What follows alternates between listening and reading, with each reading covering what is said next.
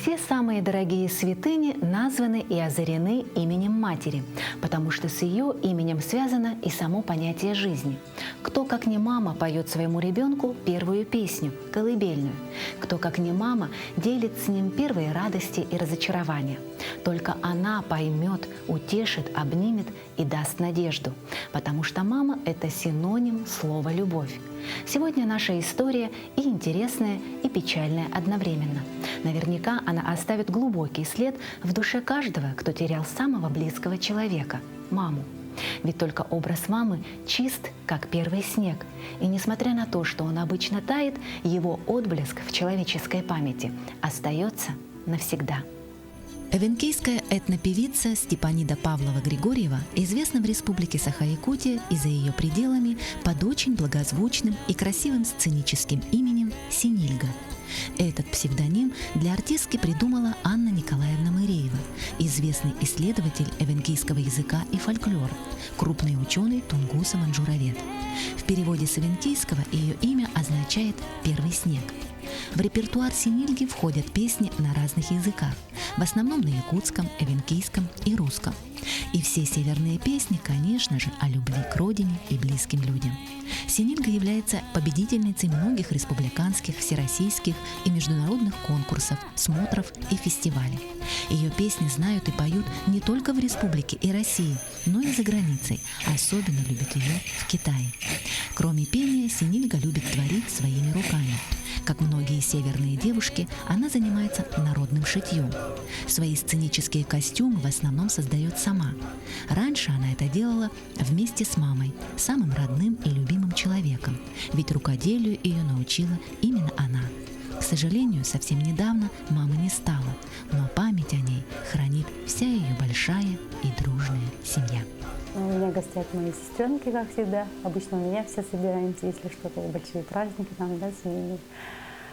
Валя зовут, она средняя у нас, по образованию психолог, закончила СВУФУ, работала педагогом и еще в детском учреждении, а сейчас находится, работает домохозяйкой и, конечно, воспитывает детей. Варя. Она младшенькая у нас, тоже педагог, все мы педагоги. И она по высшее образование педагогическое, тут училась в педагогическом институте, закончила и сразу поехала работать у себя на север. В Оленьке работала, преподавала, она учитель начальных классов, стаж работы тоже есть, и еще работала воспитательным завучем у нас в Харилахской средней школе Оленевского района. И еще одна у нас есть, Прасковья, по образованию закончила колледж, режиссер.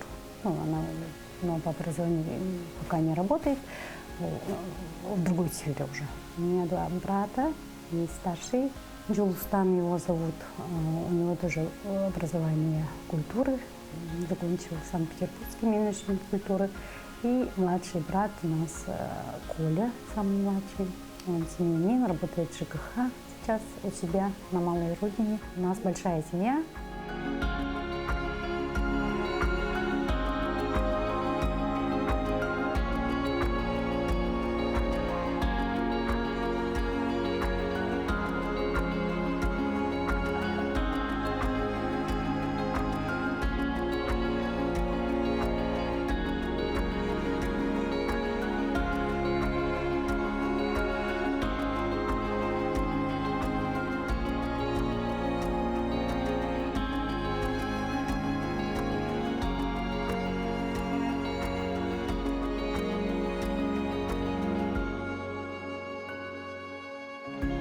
Наша мама Валентина Прокопьевна, ее девичье имя Егорова была, родилась в Оленьке.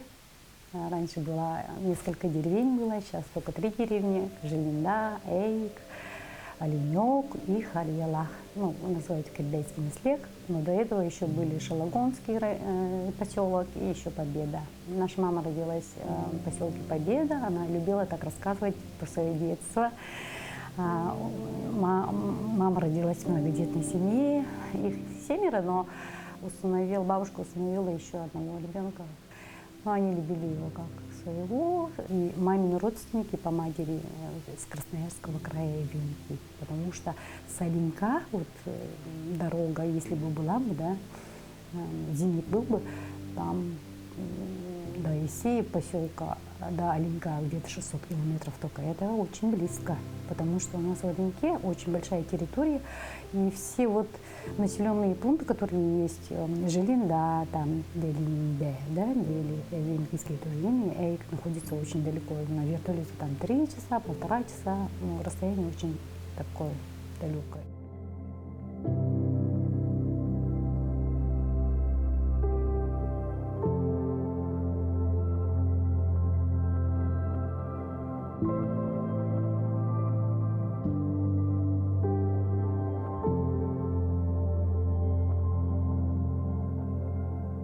В Среднеколымске она училась на сферовода, потом училась еще в колледже культуры, потом поехала домой и поженились с моим отцом.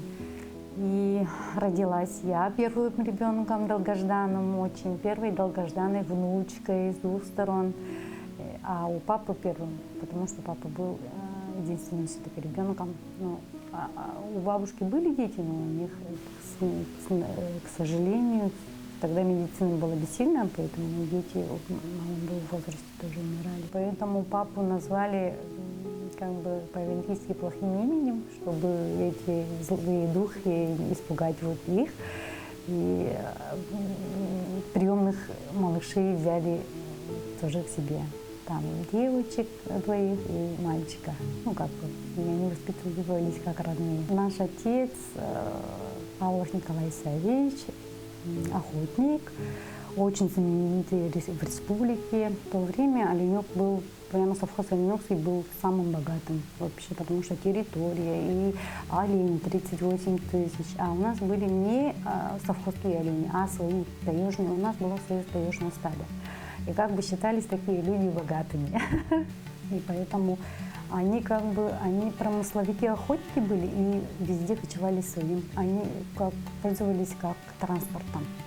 И мама, беременная мной, ездила прямо, ну, кочевали они. Она и охотилась, ее записали в совхозе, как, ну, как бы, они работали летом как бы швеей, потому что летом охотиться они не охотились, а зимой в трудовой книжке ее записывали тоже кадровым охотникам, как охотники, даже женщины, потому что бабушка моя тоже была как охотник.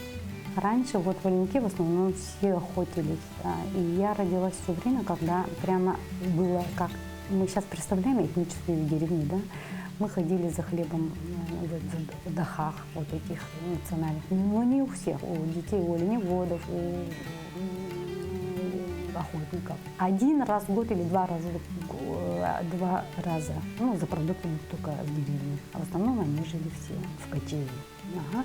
И приезжали только на праздник оленеводов. Там был совхозский большой такой.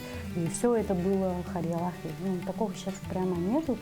И мы ехали за хлебом на оленях. Около каждого дома стояли олени. Дедушка тоже на оленях приезжал. Мы кочевали, когда мне было 3 года, и Оленев такое большое пространство же, ну, самое в республике. И мы кочевали от дома около 2000 километров. Ну, 2000 километров, представьте, да, или 1500 Чемден. Так, местность называла, где охотился наш отец.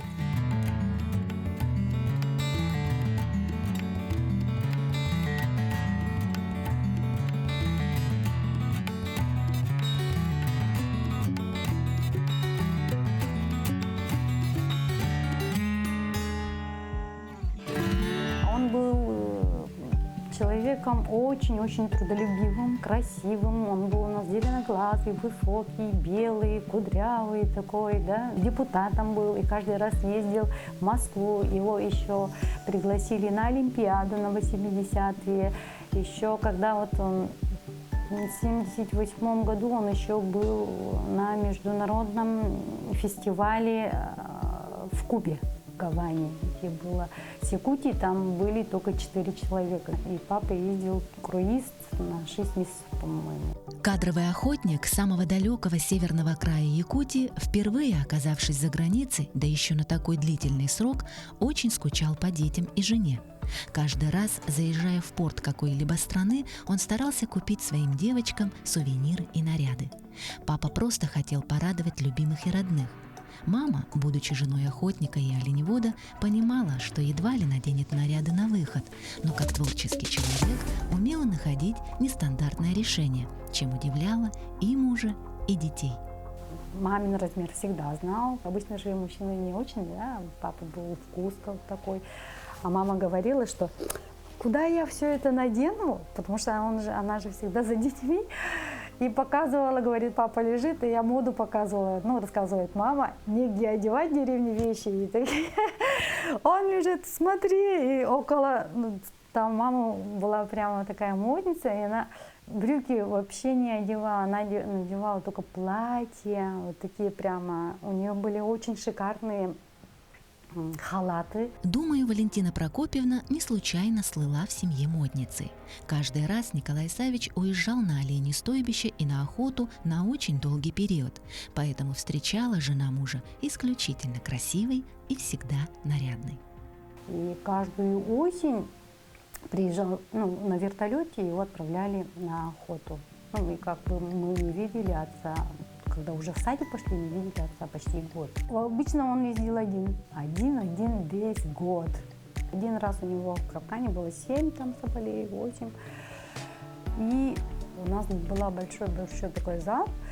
И прямо из мешков там вытаскивают вот это все. И там соболь, весь дом в соболях, весь дом в песах.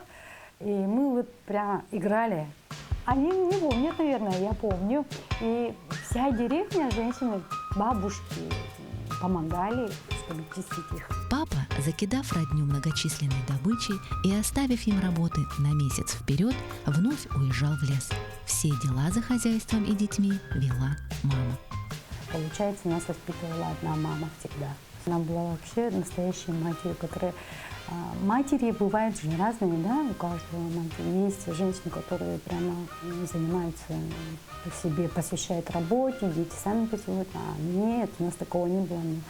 Мама каждый раз пела, она была всегда с нами рядом. У нее была прямо такой творческая такая натура. И шить учила, и рисовать. И каждое воскресенье у нас были у всех санки такие маленькие. И в воскресенье, и в субботу мы ходили на природу. И там на снегу что-то там рисовали, собирали шишки. И самое счастливое детство, у меня даже когда мы вспоминаем детство, у нас на глазах там все красочно, красиво. И в то время папа у нас был депутатом 10-го созыва, да. У нас все было. Первый в деревне телевизор, и вся деревня приходила смотреть футбол.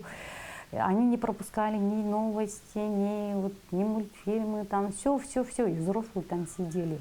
И еще был у нас первый буран. И еще нам дали квартиру, папе по работе дали. И такой огромный дом, такой зал. И прямо обои светлые, там все. Помню, как мама нам позволяла, каждый год она меняла обои. Каждый день мы могли сидеть с утра до вечера и рисовать. И мама нам разрешала клеить обои своими рисунками. И каждый раз мы меняли вот эти рисунки, как новые, на новые там. И пластилином там намазали все. Ой, я думаю... И там нарисуем, и тут нарисуем, и все там обклеенный обои. И там мы подписывались свое имя, мама тоже прямо как художники. И каждому гостю, который приходил там в гости, рассказывали каждую тему. Новогодняя тема там была, 8 марта, 23 февраля. Я в детский сад не ходила, потому что я младшенькая была после них.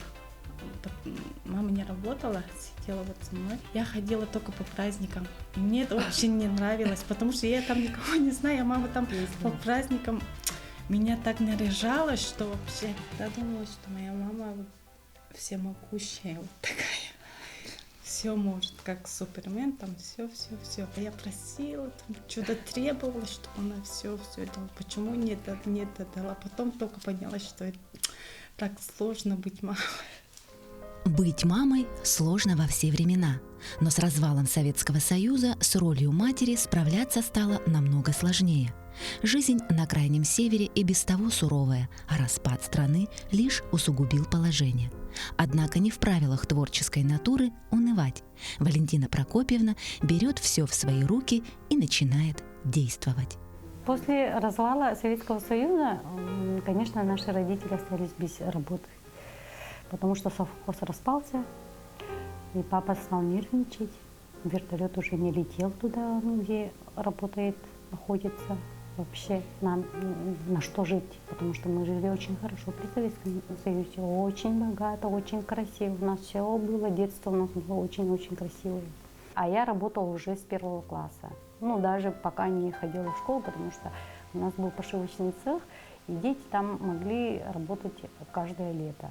И из-за того, что я там шью свои костюмы национальные, да, вот ценительские, и пришло от того, что мама и бабушка научили меня шить с малых лет. И все у нас шили, у нас все коврики дома всегда были, и унты сами шили, даху. А потом они создали свою общину родовую, потому что у нас свои олени уже были, они еще туда взяли этих оленей, которые с тундры, но их не надо было, в принципе, вот с таежными вместе. Но папа все-таки настоял на своем, дедушка не хотел, настоял на своем, все это собрали в кучку, и они создали свою общину. И мама там работала швеей, шила, все время шила унты. Раньше же прямо таких магазинов тут не было, унты не продавали, даже если продавали, они были простенькие. А с узором там оленёвскими, там прямо вот с мозаикой шили только мастерицы, и было чуть дорого. Поэтому прямо буквальный смысл того, что мамины руки нас кормили, это у нас есть. Она нас воспитала своими руками, прямо на ноги всех поставила, все с образованием. Поэтому мы очень благодарны нашей маме.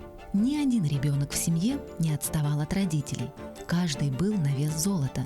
Даже самый младший сын Николай пришел на подмогу.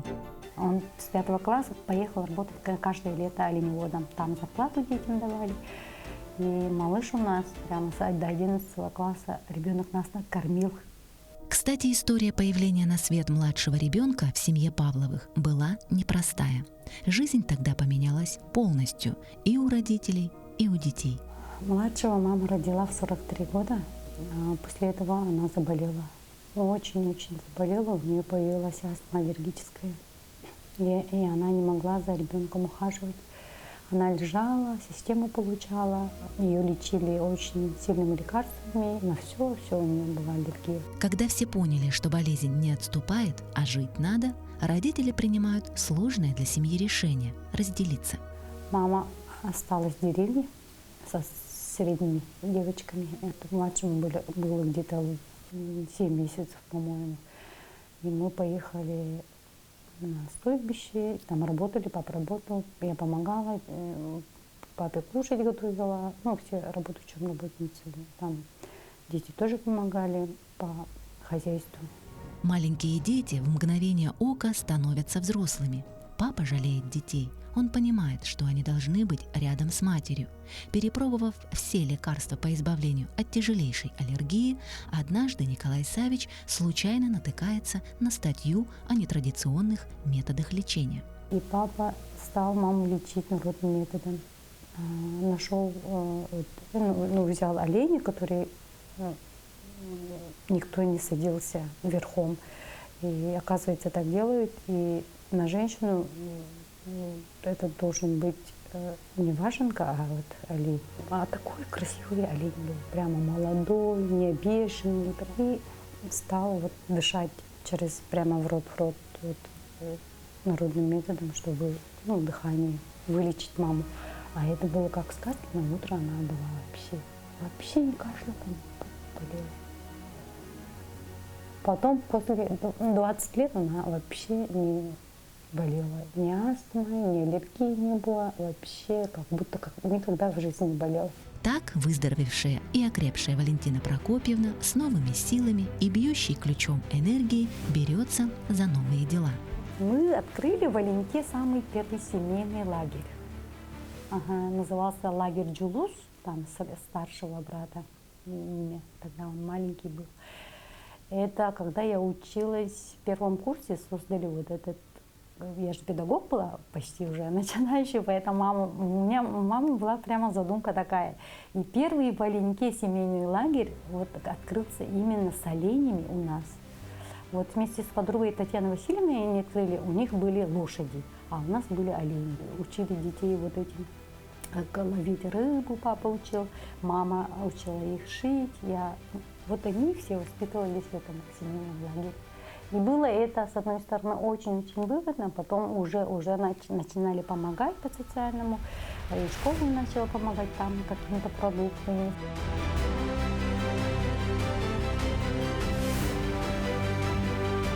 Мама очень-очень была творческим человеком, очень-очень хорошо пела, и каждый вечер мы засыпали под ее песню. Она пела про войну там и расскажет, про что это. Был он рыжим, как из рыжиков рагу, рыжим, словно апельсин на снегу. Мать шутила, мать веселою была, и от солнышка сыночка родила. И рассказывала, про что там поется. А мы-то не очень знали, да? Патриотическое воспитание тоже впитывали прямо с молока матери, да? Она еще пела на немецком, на венкийском. И якутские песни тоже были. Вот такие песни она пела. И самая любимая ее была на якутском языке про любовь. Каждую ночь мы засыпали под ее песни. Мухараңыйдаңа түннүктер, чумпутук тобонуну кутара, түн солко баттагын тарана, иели нарыннык бигире, түрү мерекеста түрү, абылаң долгураң көктүңе, арылхай чагылхай сибеким, бичердиреегез көктүрүн. О арай мақтаным мейеxe, арылхай чағылхай киеxe, эн түлүң эмеске мен түлбе, ылжыттан кепседен аспыккар, сибекке мейгин сайхан, былыкка мин кыян көппеппен, төнүнден батыга аттар, көрүдөр бырабым эбесох. Наша мама была очень хорошим человеком, добрым, жизнерадостным. Она никогда не унывала, она даже не унывала, когда у нее была онкология. У нее онкологию обнаружили в 2018 году, и она узнала об этом, и сразу мы стали как бы поддержать, чтобы там вылечить ее. А в этом году, год матери, мы потеряли очень самого нашего любимого человека. Даже не верите, я до сих пор не могу осознать, что ее рядом с нами нету, потому что она прямо была таким позитивным человеком во всем. Она очень любила жизнь. И она любила очень шутить, да? Даже когда вот сильно вот уже последние дни свои, даже тогда она шутила, ведь? Она была очень-очень начитанная, она очень хорошо говорила на русском языке прямо. И разговорный хороший был, и грамотная речь. Она писала стихи каждой внучке, каждому внуку. Ага, и для меня, для дочек, для каждого там стишок там сочинить. Мама еще занималась спортом. Она со всеми своими подружками, у нее была общественная организация «Подружки», так она и называется. Она собирала, она учила их песни, они пели на 3 голоса, на всякие мероприятия, они устраивали концерты. Все праздники, которые проводились вообще, не проводились без мамы. Все. И она еще депутатом была, она так гордилась, что она депутат, она такая важная. Я запомнила бабушку как человека с характером и очень такого, знаете, воспитанного и который все знает. Она всегда была справедлива, и у нее была очень чистая душа. Она всегда заботилась о нас, о своих подруг и просто незнакомых людей тоже. Она была очень заботливая, помогала всем в деревне, со всем делилась. Можно сказать, то, что у нее осталось, она может отдать, если попросит. Бабушку я помню очень доброго человека, всегда помогала другим. Она была рукодельницей, все умела, стихи читала, сама тоже придумала стихи и сразу записывала. Она любила шить одежду для кукол, могла перчатки сделать, обувь, шапку для игрушек. Помогала им даже ей шить. И каждый август мы ходили за ягодами с ее подругой. И после этого мы всегда гуляли и к ее подругам ходили. Пела очень хорошо со своими подругами. У нее были подруги, она была прямо организатором от Бога. У нее подруги, у нее была свое организация общественная бабушек. Она помогала всем, когда у людей что-то болит, онкология появилась или на операцию срочно ребенка надо, она всегда.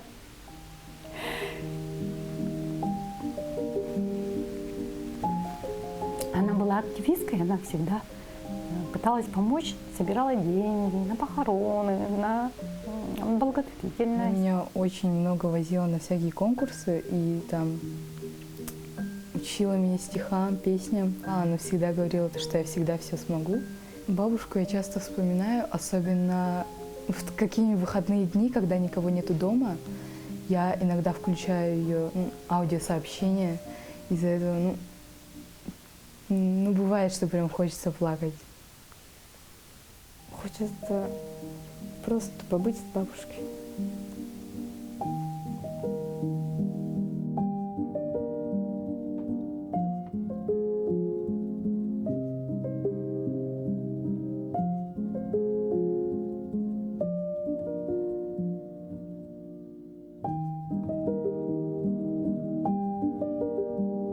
У нас папа тоже рано умер, 54 года.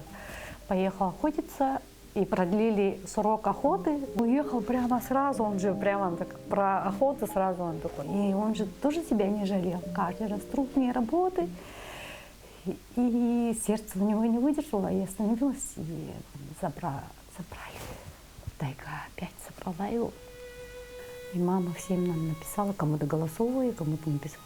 Сегодня папа приснился ваш. Я стою, почему-то это без одежды говорит. А папа приехал на оленях меня забирать. А папа молодой, я стесняюсь, говорит. Смотри, какая я стала. Я подаю. Папа. И он обнял ее, посадил на олень. И с ним она, укрыл шкурой, смотри, и поцеловал, и они уехали куда-то. Потом мы сказали: мама, почему ты так говоришь?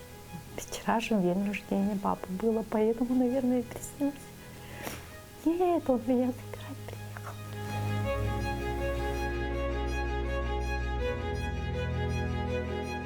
после этого убили.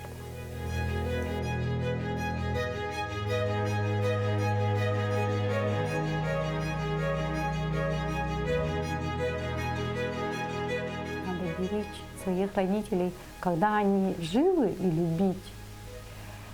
И дорожить тем, что всегда смотри не то, что есть у кого-то, а начинай беречь то, что у тебя есть. Это человек, который в моем творчестве сыграла большую роль. Хотя она была творческим человеком, она никогда не хвалила меня. Она хвалила, когда меня нету. Она у меня тут выступает, она на Камчатке, она сейчас в Китае выступает. Мы же еще когда-то ездили в Донбасс, чтобы концерты делать, мы за мир. Обычно я когда решаю, я хочу помочь чем-то, да, у нас гуманность развилась из матери. У меня никогда, если я сказала да, мне жалко стало кого-то, да, я не отказываюсь. Это у меня от мамы есть такое. Дорогие друзья, международная волонтерская группа «Москва-Донбасс» привезла подарок в День Республики артистов из далекой республики Саха-Якутия. Встречайте!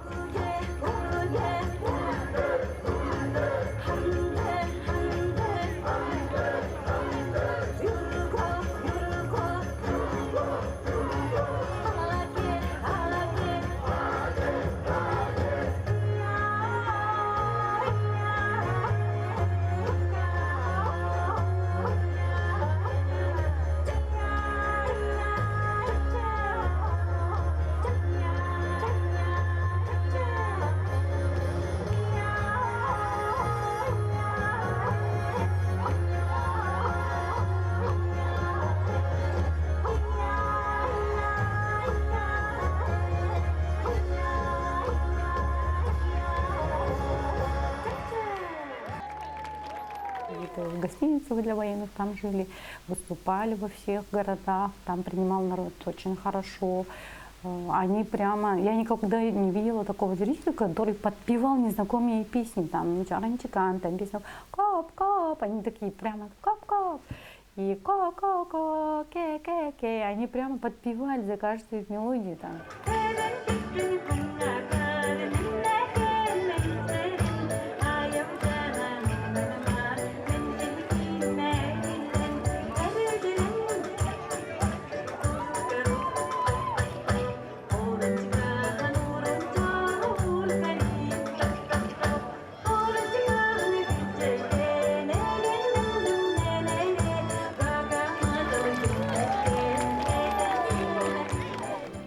Песни в жизни Синильги и всей большой семьи Павловых всегда играли важную роль. Сначала мама пела детям колыбельные, а теперь выросшие дочки и возмужавшие сыновья так скучают по маминому голосу. Но в душе каждого из них по-прежнему живет образ мамы, самой доброй, самой ласковой. В их памяти она всегда красива и здорова. Есть такая песня очень хорошая на веткийском языке, но могут слова быть чуть другими, потому что это китайских ивенков. Может не совпасть с нашими, да, потому что есть диалектные слова, может быть с китайского какие-то слова. И песня называется «Про маму». Там поется о том, что мама старая стала, больная, и каждого ребенка, который к ним... Я их нянчила, говорит мама, когда они были маленькие, красивые, а сейчас они нянчатся мамой. Есть такая хорошая песня. Гучее канми, канми, танпуада хомотя, мина мила мисянаде, тампуада хомотя. Гучее канми, канми, танпуада хомотя. Моделка тенкевени, модолька кихокаки.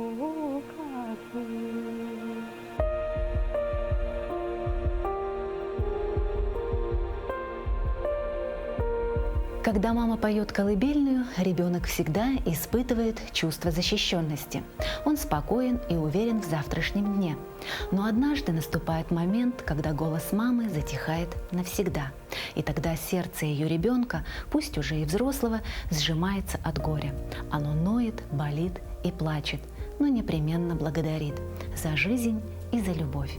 Ну а самое главное, за что каждый должен поблагодарить свою маму, так это за то, что все вещи, которые она делала во имя детей, словно по ангельскому мановению она делала не для себя, а для детей и общества в целом. Ну а если вы не верите в ангелов, просто посмотрите в глаза своей мамы.